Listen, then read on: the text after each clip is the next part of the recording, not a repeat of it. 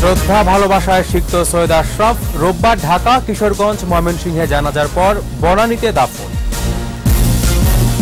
উন্নয়ন আর মজবুত অর্থনৈতিক কারণেই আওয়ামী লীগের বড় জয়, এপির বিশ্লেষণ। শেখ হাসিনার নেতৃত্বের প্রশংসা। ভোটে ব্যর্থ হয়ে বিএনপি অসংলগ্ন, বললেন কাদের। দেশে এখন ভয়ভীতির রাজত্ব, নোয়াখালীতে ফখরুল। গণফোরামের 2 এমপির সংসদে যাওয়ার ইঙ্গিত ডক্টর কামালের। জাতীয় পার্টি বিরোধী দল স্পিকারকে এরশাদের চিঠি।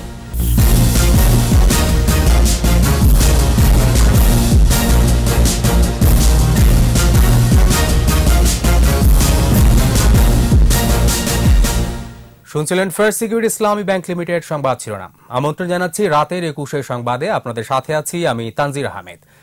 সর্বস্তরে মানুষের শ্রদ্ধা ভালোবাসায় সিক্ত হলেন আওয়ামী লীগের সাবেক সাধারণ সম্পাদক জনপ্রশাসন মন্ত্রী সৈয়দ আশরাফুল ইসলাম। এর আগে সন্ধ্যায় তার মরদেহ ব্যাংকক থেকে ঢাকায় এসে পৌঁছে। আওয়ামী লীগের সাধারণ সম্পাদক ওবায়দুল কাদের কেন্দ্রীয় নেতাদের সঙ্গে নিয়ে তার মরদেহ গ্রহণ করেন। কাল প্রথম জানাজা হবে জাতীয় সংসদ ভবনের দক্ষিণ প্লাজায়। এরপর কিশোরগঞ্জের শোলাকিয়া ও ময়মনসিংহে জানাজা হবে। পরে বনানীতে চিরনিদ্রায় শায়িত হবেন রাজনীতির এই শুদ্ধ পুরুষ। আরো জানাচ্ছেন রিয়াদ সুমন। বেলি রোডের সরকারি বাসভবনে শেষবারের মতো আসলেন জনপ্রশাসন মন্ত্রী সৈয়দ আশরাফুল ইসলাম। প্রিয় নেতাকে এক নজর দেখতে হাজারো মানুষের ভিড়।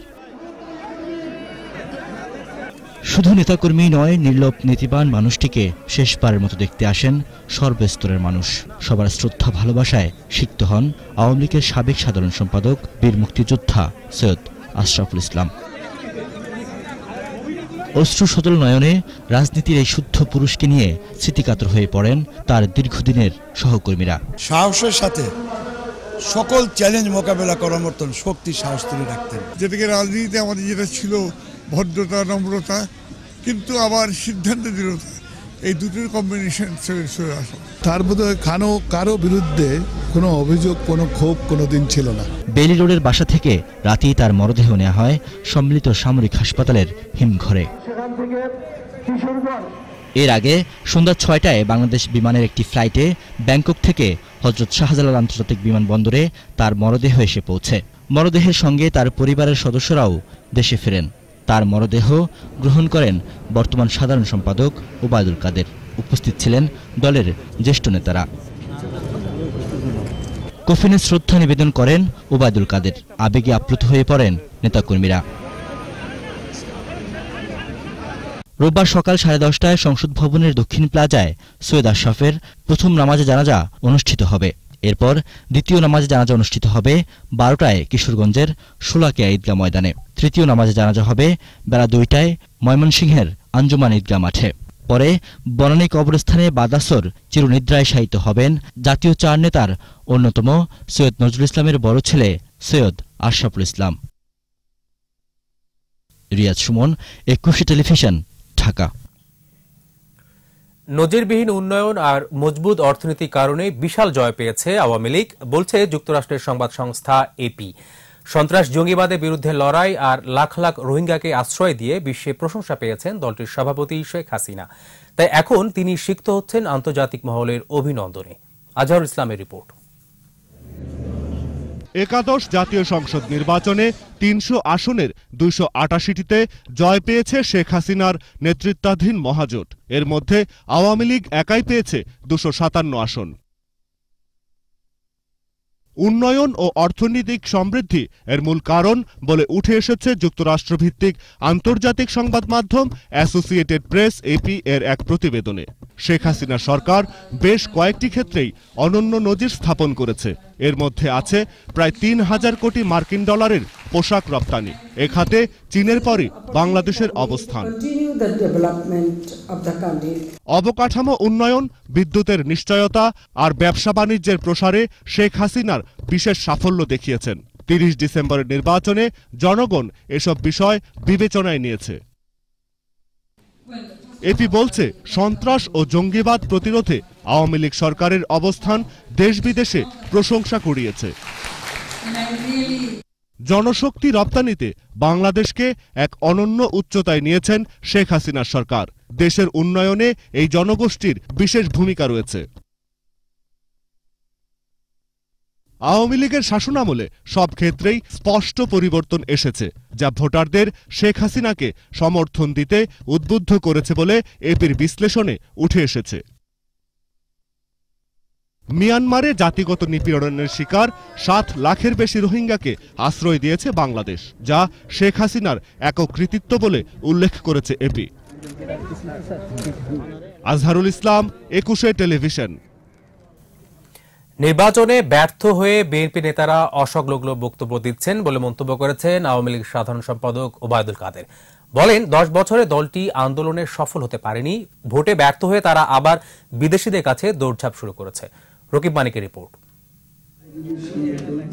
সংসদ নির্বাচনে বিশাল জয়ের ধারাবাহিকতায় বঙ্গবন্ধু এভিনিউয়ে কেন্দ্রীয় কার্যালয়ে সম্পাদক মণ্ডলী ও সহযোগী সংগঠন নিয়ে আওয়ামী লীগের প্রথম যৌথ সভা। শুরুতেই দলের প্রেসিডিয়াম মেম্বার সৈয়দ আশরাফুল ইসলামের প্রতি শ্রদ্ধা জানিয়ে ১ মিনিট নীরবতা পালন করা হয়।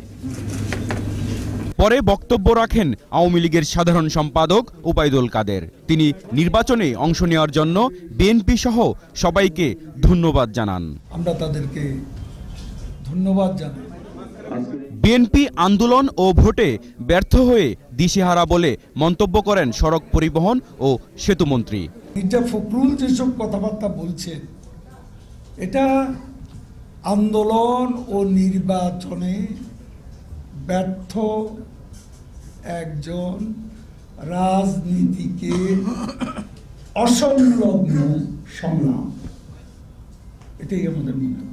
বিএনপি ১০ বছর ধরে বিদেশিদের কাছে নালিশ করে আসছে, এখনো তারা এই ধারা অব্যাহত রেখেছে বলেও অভিযোগ করেন আওয়ামী লীগ সাধারণ সম্পাদক।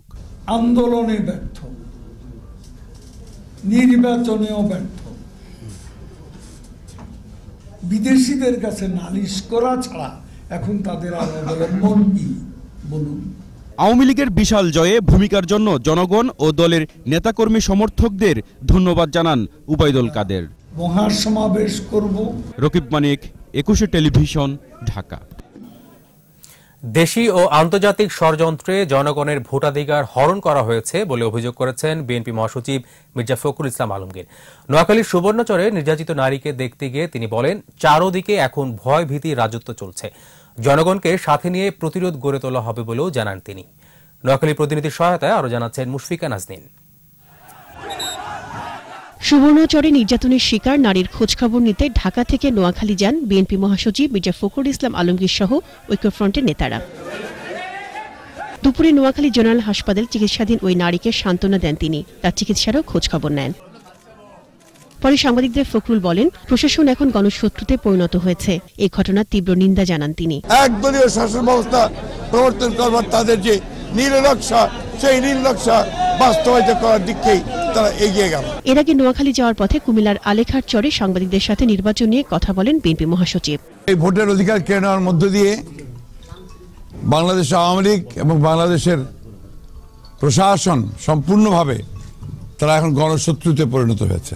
নির্বাচন কমিশনের কাছে আমরা বলেছি যে তাদের উচিত হবে এই সহিংসতা সম্পূর্ণভাবে বন্ধ করার জন্য। মুশফিকা নাজনীন, ২১ টেলিভিশন।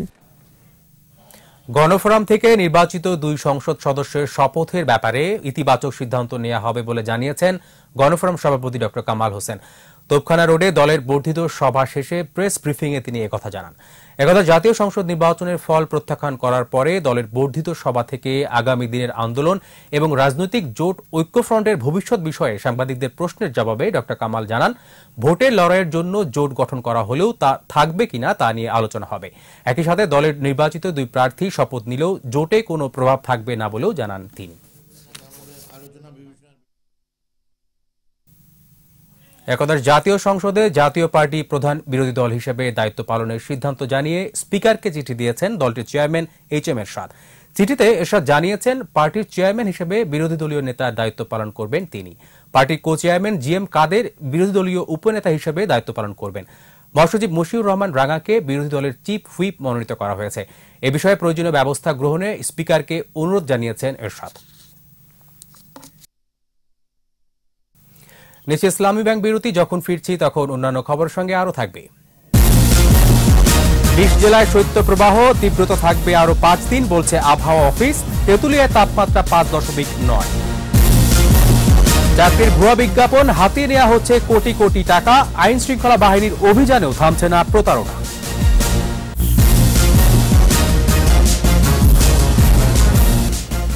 আবার আমন্ত্রণ রাতের 21 সংবাদে। শীতের দাপটে বিপর্যস্ত দেশের উত্তর ও দক্ষিণ পশ্চিমের 20 জেলার জনজীবন। উত্তরের জেলাগুলোতে বয়ে যাচ্ছে তীব্র থেকে মাঝারি শৈত্যপ্রবাহ। তেঁতুলিয়ায় তাপমাত্রা নেমে এসেছে 5.9 ডিগ্রি সেলসিয়াসে। আবহাওয়া অধিদপ্তর জানিয়েছে আগামী 5 দিনে অবস্থা পরিবর্তনের সম্ভাবনা নেই। প্রতিনিধির সহায়তায় আরো জানাচ্ছেন রাশেদুল আলম রাসেল।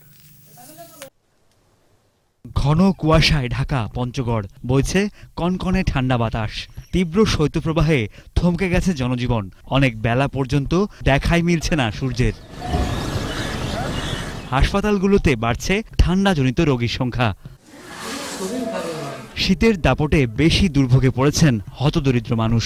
খড়কুটো জ্বালিয়ে একটু উত্তাপ পাওয়ার চেষ্টা তাদের। আমার পঞ্চগড় যে শীতের মৌসুম কিন্তু আসেনি, যাতে যা শীত অবস্থা খারাপ আমাদের। এলা যে শীত পড়ছে ভাই, আমরা তো ভাই শহরে বাস করি, গ্রামের লোকজন কি করিবে? গাইবান্ধায় কৃষি শ্রমিক ও মজদুরেরা পড়েছেন বিপাকে। হিমেল হাওয়ায় ঘর থেকে বের হওয়ায় দায়, কমে গেছে আয় রোজগার। ঠান্ডা, হাত পা কুকুরানো গিয়েছে, ওদের করতে ঠান্ডা লাগে। কুয়ার সাথে মনে করো অন্ধকার হয়ে যায়, কিচ্ছু চোখে দেখা যায়। তীব্র শীতে সিরাজগঞ্জের চরাঞ্চলের বাসিন্দাদের দৈনন্দিন কাজও প্রায় থমকে আছে। কনকনে বাতাস উপেক্ষা করে জেলেরা যেতে পারছেন না নদীতে। শহর এলাকাতে শীত বেশি, মানে গরু বাছুর খুব কষ্ট আছে, গাছগাছালি নাই, বাতাস বুতাস নাকি।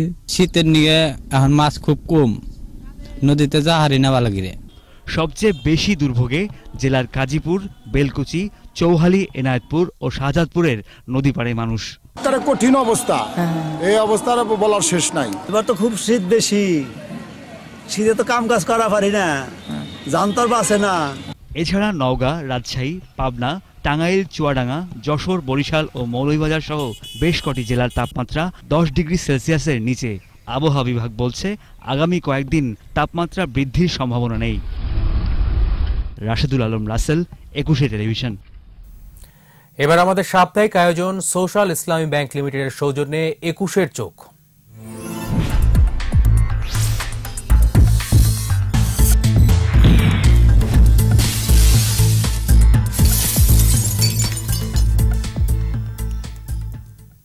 দেশে অর্থনৈতিক উন্নয়ন হলেও বেকারের সংখ্যাও কম নয়। বিশেষ করে শিক্ষিত বেকারের সংখ্যাই বেশি। আর এই সুযোগে চাকরির ভুয়া বিজ্ঞাপন দিয়ে বেকারদের কাছ থেকে অর্থ হাতিয়ে নিচ্ছে প্রতারক চক্র। আরো জানাচ্ছেন সাইদুল ইসলাম। দেশের তরুণ সমাজের কাছে উদ্বেগজনক শব্দ বেকারত্ব। তরুণেরা যত বেশি পড়ালেখা করছে, বেকারত্বের ঝুঁকিও যেন ততটাই বাড়ছে। দেশের লাখ লাখ বেকার যখন কাজের খোঁজে হন্য হয়ে ঘুরছে, ঠিক তখনই এক শ্রেণীর প্রতারক নাম সর্বস্ব প্রতিষ্ঠান বানিয়ে ভুয়া বিজ্ঞাপন দিয়ে হাতিয়ে নিচ্ছে টাকা।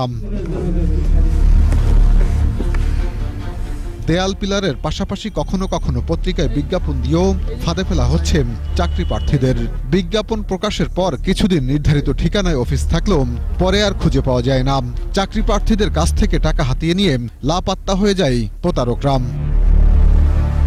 স্যার বললো যে আপনাকে পোশাকের জন্য 1850 টাকা দিতে হবে। আমি যাওয়ার পরে আর কয়েকজন আসছে, আসার পরে বলতেছে যে তারা বলতেছে যে আমার কাছে এত টাকা 7000 নিছে, একজনের কাছে 10000 নিছে। যেসব প্রতিষ্ঠানে চাকরি দেওয়ার বিজ্ঞাপন প্রচার করা হয়, সরেজমিনে এসব প্রতিষ্ঠানের অস্তিত্ব খুঁজে পাওয়া যায়নি। বিভিন্ন অঙ্কের টাকা আদায়ের পর পালিয়ে যায় কর্মকর্তারা। চাকরি দেওয়ার নামে শত শত মানুষের কোটি টাকা লোপাট করেছে humanism and socio economical development organization. চাকরি প্রার্থীদের কাছ থেকে 50,000 থেকে 4 লাখ টাকা পর্যন্ত হাতিয়ে নিয়েছে এই হাই হাই কোম্পানির মালিক। 25,000 টাকা দিয়ে আপনি যোগদান করতে পারবেন, বাকি টাকাটা পরবর্তীতে আমাদের বেতন থেকে কেটে নেওয়া হবে। এছাড়াও ওরা আবার একটা ভুয়া প্রতিষ্ঠান খোলে জয়েন স্টকের, যেটার শেয়ার ওরা আমার কাছে বিক্রি করে। এরকম করে আমার কাছ থেকে প্রায় 4.5 লাখ টাকা নিয়ে যায়। 1,20,00,000 টাকার মতন সামথিং হইতে পারে, এরকম অনেক টাকাগুলো তারা আত্মসাৎ করছে। এছাড়াও লাখ লাখ টাকা হাতিয়ে নিয়ে পালিয়ে গেছে Nova text and buying house নামের একটি প্রতিষ্ঠান। বলছে চাকরি দিবে, এই যাতে পারছে 7,000, 8,000, 10,000 করে নিয়ে কম উপরে চাকরির লিগে ব্যাপার দিচ্ছে। এক অফিস কই এসব প্রতিষ্ঠানের বিরুদ্ধে বিভিন্ন সময়ে অভিযান চালানো হলেও পুরোপুরি বন্ধ করা যাচ্ছে না বলে জানান পুলিশের এই কর্মকর্তা। প্রতারণার যে ক্ষেত্র এটা কিন্তু ব্যাপকভাবে বিস্তৃত। যারা যারা এই প্রতারণার খপ্পরে পড়েন তারা যদি একটু নিজেদের বিচার বিশ্লেষণটিকে বা বিচার বুদ্ধিকে কাজে লাগায় তাহলে কিন্তু তারা কিন্তু এক্ষেত্রে অনেকটাই পরিত্রাণ পেতে পারে। চাকরি দেওয়ার নামে প্রতারণা বন্ধের পাশাপাশি প্রতারকদের দৃষ্টান্তমূলক শাস্তির দাবি চাই ভুক্তভোগীরা। সাইদুল ইসলাম, 21 টেলিভিশন, ঢাকা। আবার ইসলামী ব্যাংক বিরতি যখন ফিরছি তখন অন্যান্য খবরের সঙ্গে আরো থাকবে। সাংবাদিক খাশোগি হত্যাকাণ্ডে সৌদি আরবের বিচার প্রক্রিয়া স্বচ্ছ নয় বলছে জাতিসংঘ। বিপিএল এর উদ্বোধনী ম্যাচে রংপুরকে হারিয়ে চট্টগ্রামের শুভ সূচনা, রাজশাহীর বিপক্ষে ঢাকার বড় জয়।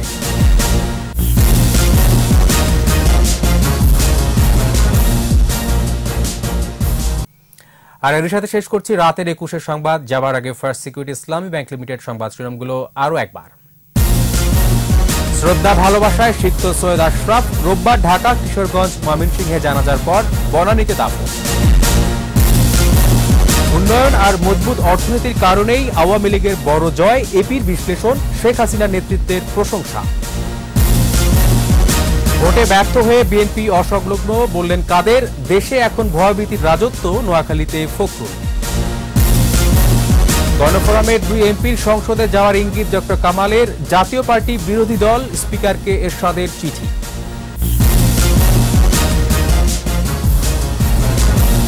সর্বশেষ খবর জানতে ডায়াল করুন 2021 নম্বরে আর ভিজিট করুন 21-tv.com ওয়েবসাইটে।